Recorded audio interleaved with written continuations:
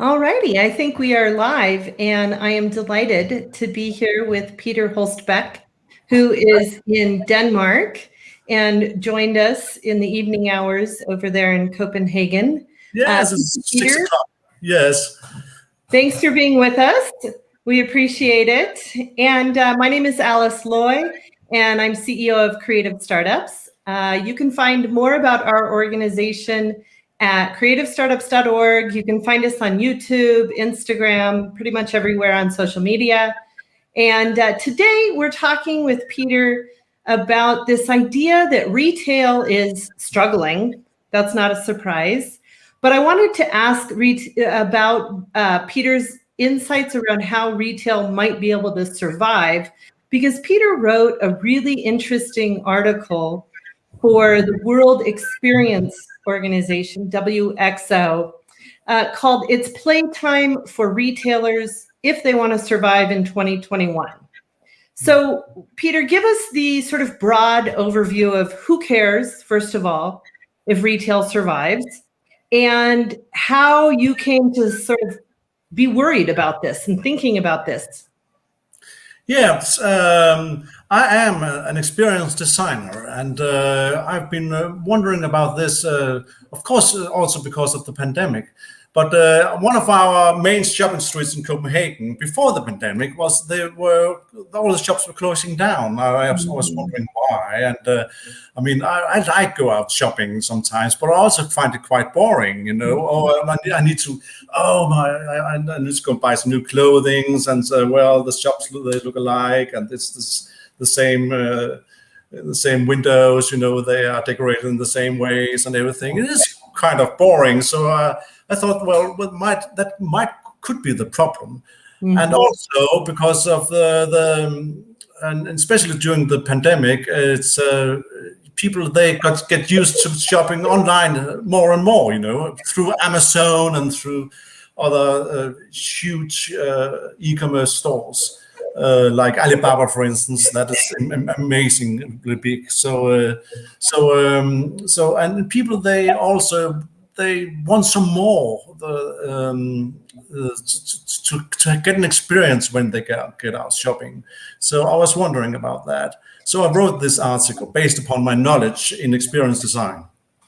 Yeah, and you know, it's interesting that malls in the US are going bankrupt. A couple of weeks ago, a huge mall sort of conglomerate went bankrupt. And when you look into it, you read things like in the Harvard Business Review, an article recently that we'll put up, talking about how people no longer associate location-based with convenience because you can buy it online. And of course, the pandemic accelerated all those shifts in consumer behavior. But it's not just. Another article talked about, I think it's Steve Dennis's article, talked about people want community. People want different things now from their shopping experience. And my question to you is, can retailers, especially smaller local businesses, really provide that? What would it look like if they were giving people community and experiences? How does that work? Why should they do that? Should they just go online? Yes. No, of course. I mean, the shopping experience can be quite unique because what can we get online? Well, you can see a lot of merchandise you can buy easily, and well, but it takes some days to get into your home and so on. But what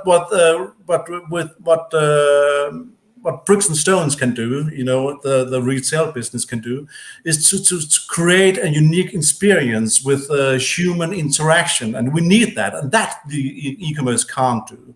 So we need to feel that we are part of the community with the local stores. The local stores, they also need to embrace that we are a part of this community around here.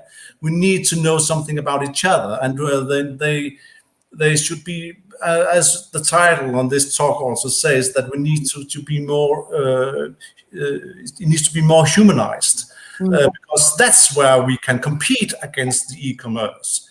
And then the question is, how can we do that? But I have, of course, some suggestions of what can be done. Looking though at your article, you talk about playtime and Yes. the idea that retailers should offer playtime. And I guess I'm a little skeptical that your mom and pop store on Main Street has the time or the wherewithal or the desire to create kind of wonderful experiences. Is that something they can do? Easily, yes, they can. They can.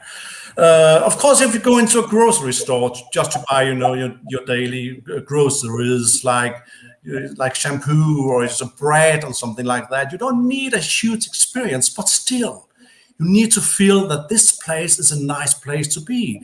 You need to feel that the staff working there, they're enjoying themselves. Oh, there's one over there whistling while he's putting the goods on the shelves. And that's very important, because perhaps you don't get a huge experience out of that, but you can feel this place is special, and we need that, especially after this pandemic where we've been hitting ourselves for each other for a long time. We need that human interaction back, and this is where the small shops can compete. It is not that difficult to make these experiences themselves. You just need to do some workshops while you work. You have different tools where you can suggest that you can try to work out and try to come up with ideas how to make this shopping experience more interesting. I think I have somewhere that one of the Salesforce.com says that 79% of consumers says that the experience that the experience a company provides is as important as the products and services. So they want experiences. I will confess, as you were describing the grocery store and providing consumers with a story or an experience, I remember being in a local grocery store here. And they had a picture of the farmer and the description of the farm and where the farm is at here in New Mexico. Excellent. And as you were describing that, another word came to mind that people who work in the experience or immersive space talk about, which is transformation. And I did in that moment feel sort of transformed and connected into, I'm a person who understands my local ecology and my local produce. So even you converted me right there with that idea. Exactly. And it's small things like that we can put into the shopping experience. Yeah, I mean, it's not putting on a theatrical performance. It was just a logo and a nice description of the farmer. Yeah, exactly. Yes, show how the product is made, where it comes from. Do some storytelling, as the salesperson can come up with a good story. Oh, you're looking at this product. I want to tell you a story about that, and so on. You can easily do that. Yeah, and make human feel like they are being themselves. The staff. I mean, make it authentic. Don't. What I want to question is it really necessary that we all put up with the same smiles and the same dress codes when we go to work? Yeah. That's an interesting point too, because at least here in the US right now, and you and I didn't talk about this, but there's real concern that American workers are working for very low wages. And the idea that they are now supposed to be sort of performers and know these stories and this and that, it's a question I have around what do we do with this price and race to the bottom around price, where then your workers who are putting things on the shelves, they're not whistling because they're miserable, right? They're working 2 jobs just to try and pay rent. So some of these issues that we're talking about maybe relate to some of the macroeconomic challenges and figuring out ways that local retailers can give dignified jobs to people and stay in business. Are you seeing examples of that? Well, I think, I mean, even though you go for a low salary, you can be proud of your job. Of course you can. Yeah. I need it's out of necessity. I mean, and but still you can be, because it's so much easier getting through the day if you're allowed to be yourselves, allowed to have a little chat with the customers who get there, and allowed to to take a break sometimes if you want to, and so on. But because it's so important that the customers feel that this place is a good place to go. Also, I also wondering, that's not what we've not been talking about this. Why isn't disabled people working as salespersons? Why do we have someone in wheelchair in the sports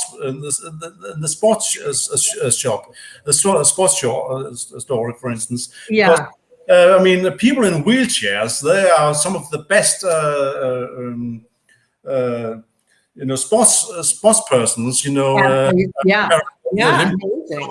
So it's crazy. Let's show some humanity, let's show the humans in all aspects in the stores. That's interesting, because you bring up the point of what is the role of the salesperson versus stocking the shelves. And, I can imagine that in 20 years, robots are stocking the shelves. Right. So you have robots, and then you have more people who are brand ambassadors, right? Exactly. So you walk into a store, they're not stocking the shelves. They're saying, "Hi, what can I help you find?" And they are authentically connected to those products and services. It's something they're passionate about. Exactly. They're passionate about it. As I also said, well, if you go to Egypt, for instance, I don't know if you've been there. I have. Well, it's awful, isn't it? But still, I kind of loved it, but it is crazy. It's a crazy example. What they do, one thing they do really well, it's just for tourists, it's for everyone who gets there, also the local the local persons who go there, that they give them a cup of tea. Yes, you're right. In the souk, you go in the Middle East, you go into a souk, and they'll give you always offer a cup of tea. Right. It costs absolutely nothing, but you feel so well. Yes. Oh, that's a cup of tea, and now you can start talking to the person who's in your shop. Yeah. Now you can start, talking about, how's your day? Oh, I'm looking at that dress over there. Oh, I have a good story about that and where it comes from, who designed it. And then they can't leave. They're having this cup of tea. So, but it's an experience. So, there's another interesting topic that has been coming up, which is fascinating to me, and it's around bifurcation and this idea. Again, this was a Steve Dennis article. I think it was in Forbes. And he wrote about this idea that the retail economy is becoming bifurcated around price convenience, which is Amazon or Walmart online, and high experiences. And I'm wondering, how do you have these middle, or will we have these middle, and should we care? Yes, I know. For a smaller business shop, it's impossible to create these omni-channels where you embrace everyone with online things, with clubs, where you can get special offers. Yeah, you can't be the local grocery store and be the cheapest, dynamic delivery tomorrow. It's not going to happen. The small shoeman, it's a shoe seller. It's impossible. Yeah. So you need to compete in other ways, and that's through humanity. It's through human interaction, and we need that, because that's where they can really compete against also the bigger stores, where it's much more streamlined. How are some ways you guys do that? For example, tell us a little bit about the world of Hans Christian Andersen and that project. Yes, well, firstly, I'll tell you, I created something called Hamlet Live at Kronborg Castle. Kronborg Castle is a big medieval castle, which is made famous by Shakespeare, because he actually wrote the story of Hamlet for that castle. So there I created this experience with actors running around and playing scenes from the show, but they also were in characters telling about the castle. The king knew that and that about the castle. The queen knew that and that. How did women how did they behave back then, and what were the topics, and what should they know, what shouldn't they know about politics, and so on and so on and so on. That way, and we told that to people, but we had this blackboard with only 40% of what's really happening at the castle, where people could go and see these things, but only 40% were mentioned at the blackboard. The last 60% impromptu moments, things that happened out of the blue that people didn't expect. Well, that intrigued me. What if I made something like the world of Hans Christian Andersen?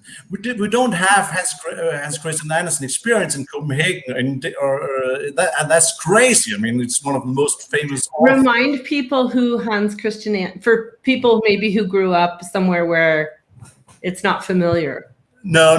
All right, yeah. But he wrote The Little Mermaid and all those Disney things. A lot of the fables, the Disney. But in Denmark, it's very well known, especially and in China and Japan, and also in Saudi Arabia. It's very famous as well for some reason. I don't know why.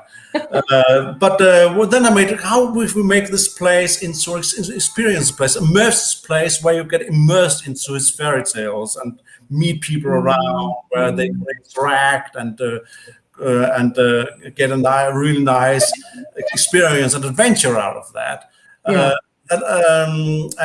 Then we said we can make a franchise and perhaps bring it to other places as well. For instance, the States with Mark Twain or something like that. This idea of being surprised, I think, is interesting. I think it's one of the pieces of the brand of Airbnb that some customers really like. I like it, right? If I am, for example, traveling to Phoenix for one night, I just want to stay in a Holiday Inn Express. I don't want there to be a story. I just need a bed, and then I'm coming home. But if I'm going to New York for 7 or 8 days and a couple days of work and a couple days of vacation, it's fun to stay in a new place. It's fun to stay in a place that, yes, has nice amenities, yes, is safe, yes, but it's in a neighborhood I'm not familiar with, and the bed is a little funky, and I got to figure out how the coffee maker works. I think our lives have become so predictable, so safe, that we are hungry for things that surprise us, frighten us sometimes. Look at the rise of horror films, things that make us pay attention and rethink. And retail doing that, that's an idea that I don't know that a lot of people would feel comfortable putting into a retail store. How do you make a retail environment surprising? What are 2 or 3 things people can do that create welcoming, connected, maybe surprising experiences for customers? What you can do to make a workshop day at the shop, a workshop day. A day of workshop where you invite people. Beside the staff, you get some friends in, and perhaps some customers. That are with the place. Make a group of that. All right, and then you sit down and say, "Now, dear friends, we need to make this into an interesting." New thing, and forget everything you know about this shop. Forget the DNA of this shop. Let's start from scratch. How can we do that? And then keep this flexible focus. That always look at. Keep in mind that one idea can lead to another one, and look on the bigger scale. And then have a nice facilitator to keep up things clear, and then write it down during the day. Use 4 or 5 hours to do that. Then close it down and say, okay, what have we come up with so far? What can we change? What can we do? How can our behavior change? What can happen? What will the customer experience if we do that and that and that and that? And then for the last 3 hours of the day, you invite a group of people who hasn't been a part of this at all, and then you try it out. That's called rapid prototyping. Yeah. rapid prototyping, it's so effective because you can really achieve a lot during one day. So it's a rapid prototyping, it's flexible focus, and it's co-creation with the staff and with friends and with customers. So yeah, it's really reimagining. I mean, I hear you saying, reimagine the whole thing. Yeah, with customers and rethink how your brand, how your retail experience creates connection, story, authentic moments, maybe even surprises customers. Surprises. People want surprises. They want impromptu moments. Oh, we didn't expect that. Yeah. We all go in the same way. We all see the same things and so on. But suddenly something comes out of the blue that we didn't expect. Oh, that was interesting. And we remember that, don't we? Yeah. It does. And that's where your brand loyalty comes back. Yeah. Well, thanks so much, Peter, for being with us today. I appreciate it. Thanks for all the work you do in helping to think about reimagining retail and working with local mom and pop shops and even bigger businesses to make it through the pandemic and come back stronger than ever. Yes, welcome. All right. Thank you. Look Peter Holst-Beck up on LinkedIn, and he'll connect with you if you want to know more about his expertise in experience design. And you can find us at Creative Startups on YouTube, LinkedIn, Instagram, pretty much anywhere. We're there. Thanks. Thank you.